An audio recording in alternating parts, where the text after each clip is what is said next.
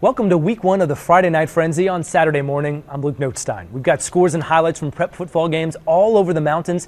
Our sports ticker at the bottom of the screen powered by ScoreStream. Let's start the highlights with one of the best matchups of Friday night. The Asheville Cougars hosting Franklin. These two teams outstanding. Both of them were great last season. Asheville very tough to beat at home, but Franklin has a lot of talented players. First quarter, Panthers crank up the D when Kelton Lowry makes the nice interception and then gets a solid return from Franklin about 25 yards down the field.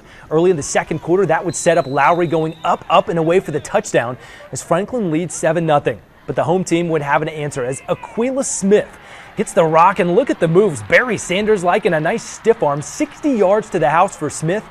We'll be saying his name a lot this year, I feel, and we're all tied up at 7. But Franklin doesn't go away easily last night as Kelton Lowry again follows his blockers and powers his way to pay dirt, but they missed the extra point to make it 13-7. So back come the Cougars. Just a few minutes later, Devin Davidson, the quarterback, with a great pass downfield to Macias Brewer. Elevation for the touchdown, and Asheville goes on to beat Franklin last night 34-20. All right, one of the best games of the evening. Heading to AC Reynolds where the Rockets could be one of the highest scoring teams in the mountains, hosting West Forsyth. Second half, Reynolds up by 1 when Rico Dowdle breaks through for a huge run, speed and acceleration, 60 yards for the score. And that makes it 28-20 Rockets. Dowdle had a big game last night. Fourth quarter, West Forsyth goes for a 2-point conversion. Marcus Caldwell coughs it up, but falls on it to get the conversion, and we're all tied up at 28 points apiece. Wow, what a play there. So less than a minute to go, Rico Dowdle, I mentioned, had a big game. Look at the spin move and just the strength, picking up 6 yards to move the chains for the home team. Then with time winding down, River Nysong drills the game-winning field goal, and Reynolds beats West Forsyth in a thriller last night, 31-28. Play a good football team. Week one, there's going to be some stuff that happens week one that you got to just work through, and when you're playing somebody good, it makes it even tougher. But overall, I'm proud of the kids, and we'll go back to work Monday and try to fix it all. What a game for Reynolds. All right, North Buncombe football coach Curtis Cagle is a Pisgah alum, and he used to be an assistant football coach for the Bears. Last night, Cagle and the Blackhawks hosted a very good team from Pisgah, coached by Brett Chappell. Would we see a repeat of last year when North Buncombe pulled off the upset? Scoreless in the first quarter last night, and these guys were nice and friendly before the game, but in the second quarter, get ready for a 46-yard field goal attempt by Tommy Apostopoulos, and he nails it barely to make it 3-0. That was a big kick.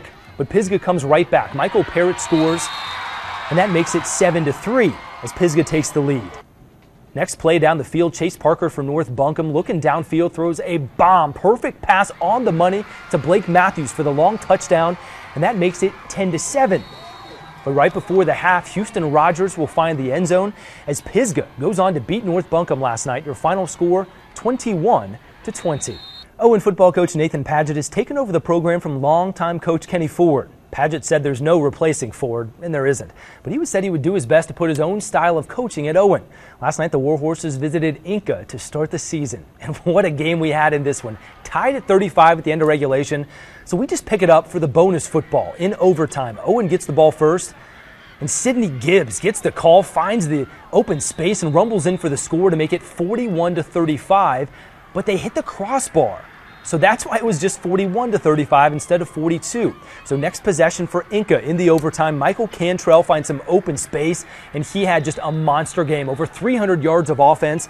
But the Jets miss their extra point, so it's 41-all, and we keep playing even more football.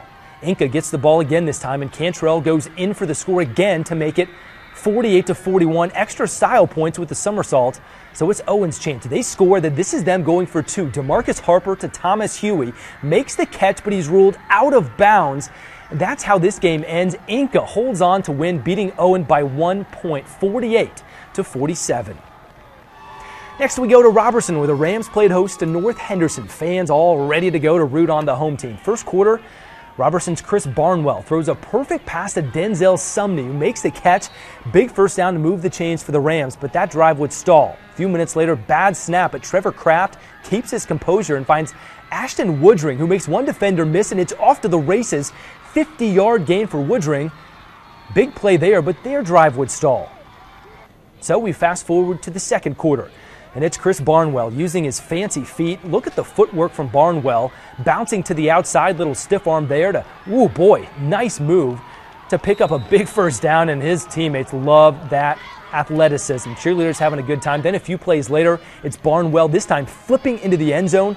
But this will be the only score of the night for the Rams as North Henderson beats Robertson yesterday. Your final 14-7.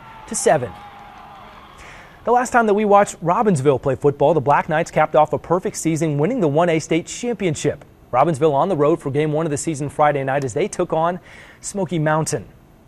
And the Mustangs were ready to play. What a beautiful night for football last night, just perfect. Let's go to the second quarter. Black Knights in the red zone, and Colton Millsaps pitches to Lane Millsaps, taking it to the sidelines for a nice 10-yard gain. Next play, Knights go right up the middle, but get stuffed after Colin Lyons makes the nice tackle. But they would stick with it because 2 plays later, Colby Hemphill, the big fella, gets the call and finds pay dirt for the score to make it 6-0 Robbinsville. And they decide to go for 2. Kyler Brooks will get the conversion as Robbinsville goes on to beat Smoky Mountain. Your final score 22-21. And we got even more action for you. West Henderson making a statement last night at home against Madison. Late in the second quarter, Madison's Colby Edwards looking deep, but West Henderson's James Murray is in the perfect position to make the interception.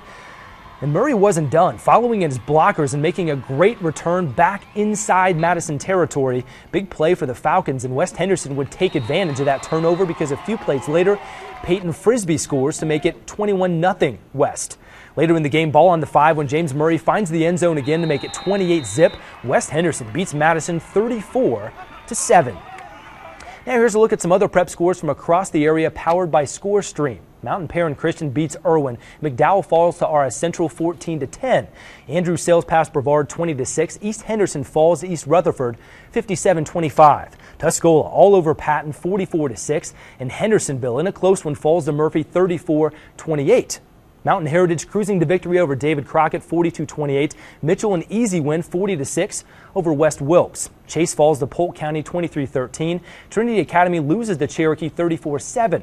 Some other scores to get to. Hayesville finishing strong against Towns 20-3. Rosman big win over Shannon Forest 49-8. Swain County edges out Haverville Charter Academy 32-28, and Christ School beats Adkins 48-6. We hope you've had your fill of football. I know we've got a lot more to go. That was just week 1. Have a great start to your day, everybody. I'm Luke Notestein for News 13 Sports.